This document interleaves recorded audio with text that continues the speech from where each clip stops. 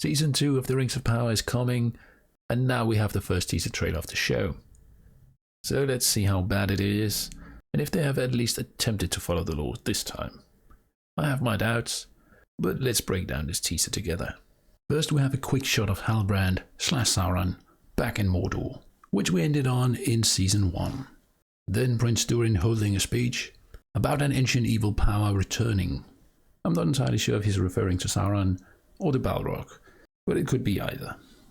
Then we see this black goo, which I got no idea what is. And Galadriel with Elrond, and some new elves. Very diverse elves, mind you, of course. I got no idea what this is, but it doesn't remind me of anything related to Tolkien. It reminded me more of something from The Prince of Egypt or something. Yeah. Evil Huans? Not really the type of creature known to serve Sauron, but they don't care about the law, so whatever. It looks like it's going on in Lindon, but if not, this could be related to rumors about Tom Bombadil appearing in this season. Orcs marching through a forest, could be the old forest, but who knows. Celebrimbor looking towards yellow light, I assume fire, and then a figure appearing, most likely Sauron. It does kind of look like the Flaming Eye we know from Jackson's adaptation, which, by the way, is not in the books. And Halbrand, now with long blonde hair. Something just looks off there. Maybe it's just me, but he doesn't look like Anatar in my opinion, which is what I assume they're aiming for here. Especially as it seems he's walking in Eregion. I never really liked the actor. There's something about his appearance that just seems off and a bit awkward.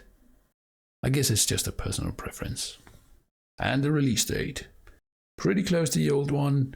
I'm really glad it's not the 2nd of September again, the day Tolkien died. That just seemed off, especially when they care so little about the lore and actually honoring his vision and story. It's hard to see what's in the background, but I'm quite certain we are in Numenor.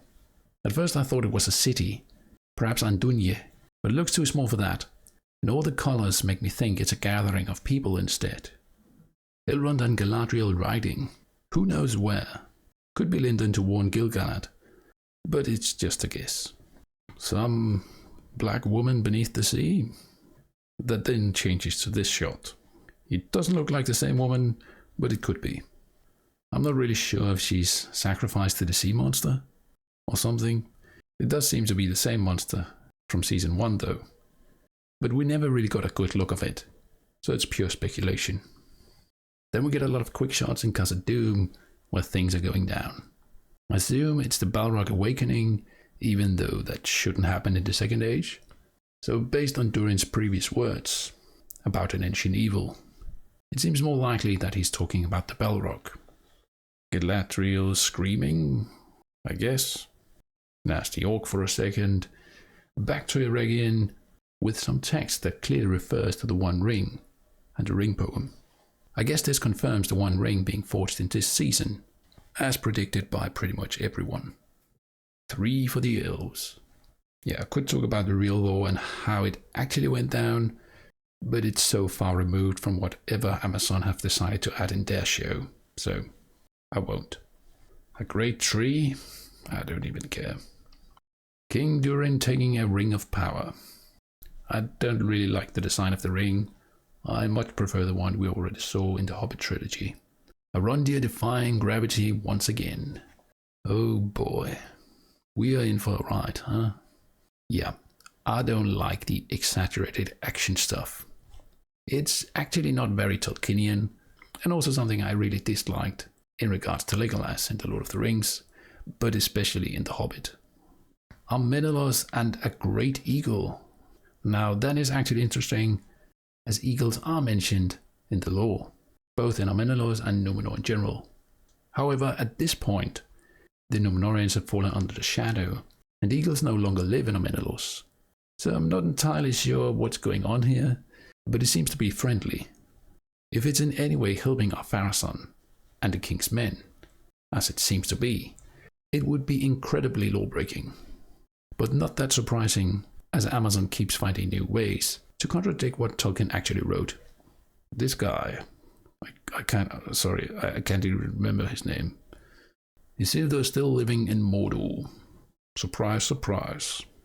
Eregion under siege. I would say Austin Ethel, but I believe they decided not to use that name in the show, for some reason. I do think they have the right for it though. The new Adar, who looks a lot like the old one. And then 2 quick shots of wannabe Gandalf and wannabe Frodo in the east. Or so I assume. Why are they doing weird stuff by a whale? Who knows, and who cares at this point?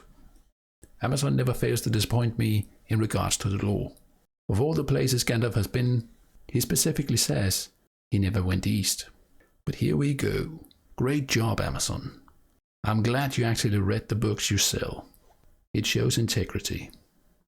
Galadriel again, and she's so badass. She's not only firing 1 flaming arrow, but 2.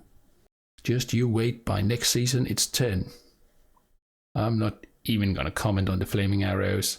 There are plenty of great channels already discussing that. But let me just ask you one question. Is it a good idea to shoot flaming arrows in all directions when you are in the middle of a forest? I'll let you answer that. Oh, forget what I said. It's explosive arrows now. Elrond with a helmet I really don't like. It certainly doesn't protect his face. Then charging with his cavalry to who knows where. Celebrimbor destroying the rings for a second. It looks like that at least. And again, not what happened in the lore, where he just tries to hide them from Sauron. Wannabe Anatar again? I have to ask. Why is he suddenly trying to look like an elf? I mean, they already know he's Sauron. So why even bother to try and blend in? It makes no sense. But I guess they listened to some of the complaints about season 1. A bit too late, guys. A lot too late, actually. Apparently you can do explosions too? Oh my goodness. Yeah. Magic isn't really like that in Tolkien's universe. It's far more about words. That's why there are so many oaths, secret passwords, or words of warning. It's not, well, whatever that is. Turning something into Elsa's ice castle. It's so painful how they know so little about the universe, or actively try to contradict it. It's a disgrace this series is linked to Tolkien in any way, or even allowed to use titles like The Lord of the Rings in it, when it's so fundamentally wrong in every aspect. It's a bad joke. A meme almost.